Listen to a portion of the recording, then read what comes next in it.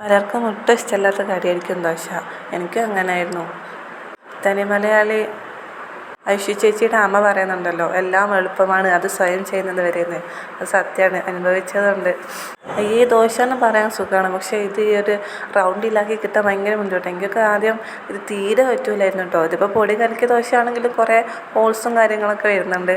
ഇതിൻ്റെ main highlight എന്ന് വെച്ചാൽ ഏത് കറി, ഇനിയിപ്പം ഉപ്പേരിയോ അല്ലെങ്കിൽ മീൻ പൊരിച്ചതായാലും ഇതിന് മാച്ചാവും. എനിക്ക് ഇഷ്ടപ്പെട്ട ഒരു കോമ്പിനേഷനാണ് മുതിരക്കറി. മുതിരക്കറീൻ്റെ റെസിപ്പി ഞാൻ ഇതിന് മുമ്പ് ഒരു വീഡിയോ ചെയ്തിട്ടുണ്ട്. കൂടെ വെള്ളക്കാപ്പിയും അടിപൊളി കോമ്പിനേഷനാണ്. ഇത് ഞാൻ മീഷോന്ന് വാങ്ങിയതാണ് കേട്ടോ. ഒരു 4 സെറ്റുണ്ട് ഈ ക്ലോത്ത്. നല്ല രീതിയിൽ തന്നെ ക്ലീൻ ആയി കിട്ടുന്നുണ്ട് കേട്ടോ. സാധാരണ നമ്മൾ തുടക്കാൻ ഉപയോഗിക്കുന്ന ക്ലോത്തിനെ പോലെയല്ല, ഇത് പെട്ടെന്ന് തന്നെ ക്ലീൻ ആവുന്നുണ്ട്. വെള്ളമൊക്കെ പെട്ടെന്ന് അബ്സോർബ് ആവുന്നുണ്ട്.